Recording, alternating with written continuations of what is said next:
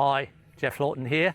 I'm in the food forest area where we've been doing a fast establishment, and we've actually used a rotary hoe to change a sort of grass weed regime quickly into a fast food forest at this time of year. Let me show you, and let me show you the comparison of an area right next door.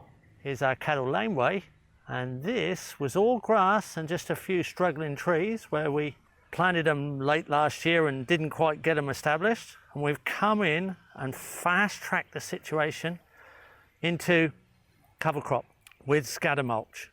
We actually had to cut all the grass really low, then rotary hoe, throw the seed of the cover crop, scatter mulch, and then interplant all our different fruit trees to make a really solid planting. And we're in control now. The cover crop's only about 10 days old, and it's going to really take over. And it's going to be the dominant cover. But right next door, we have a food forest that we're now maintaining as we move through the system, where the perennial ground cover's taken over, because the cover crop we use is only seasonal, only 6 months of the year, summer or winter. Because we're subtropics, we can have summer and winter. But this is perennial. This is a plant a lot of people find a bit weedy, a bit rampant. The ground cover here is Singapore daisy, and it's very, very prolific. Now we've put plugs of Singapore daisy out here in the cover crop. There's Singapore daisy, a perennial ground cover that takes over from this very fast annual ground cover that gives us a quick recovery. But when we look back here, we've got what some people would consider a Singapore daisy nightmare.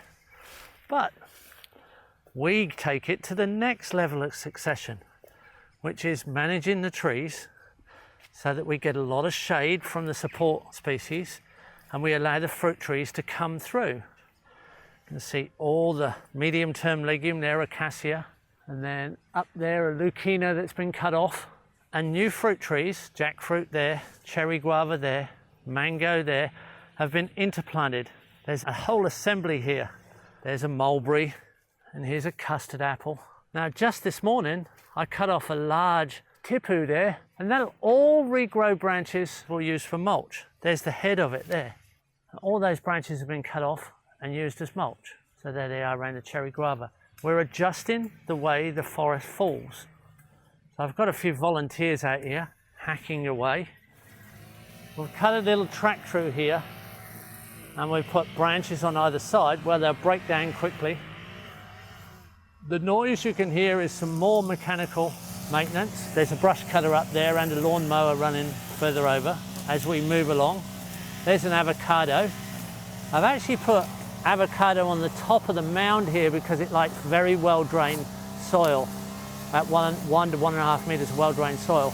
But I've put mulberry in between.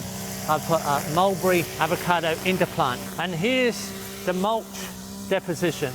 We're harvesting the mulch out of the swale, which is all deposited here, all the way through the swale, and we're just raking up and adding to our fruit trees.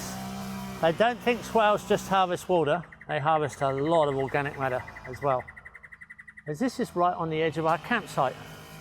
We have a bamboo planted edge, clumping bamboo, all the way along. Richard's out there doing a bit of mowing.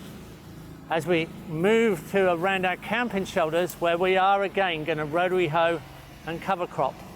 It's all about knowing how to assemble the organic matter, and you can interrupt the system at any stage, and you can take an interrupted system through any stage by just different styles of approach. The top end of a tipu there, branches and main trunk, and it just came off here. That's it. It came from there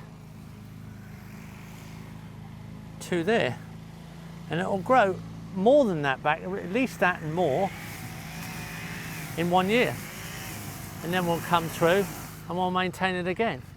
Luckily here we've got this beautiful perennial carpet that's great to grow trees, and now we're moving through towards our campsite, camping shelters, where we have to have an open space of lawn for fire prevention, but we're bringing in a food forest planting all around the camping shelters. So the campers will be in a sort of paradise food forest in the end. At the moment it's in lawn. We don't normally do it this way, but that's the way it's worked out. And we're going to adjust it. We're going to mow it, whippersnip it, rotary hoe it, seed it to cover crop, adjust all the trees, interplant more trees, and move it into permanence. Too easy. And here's Richard from Hawaii.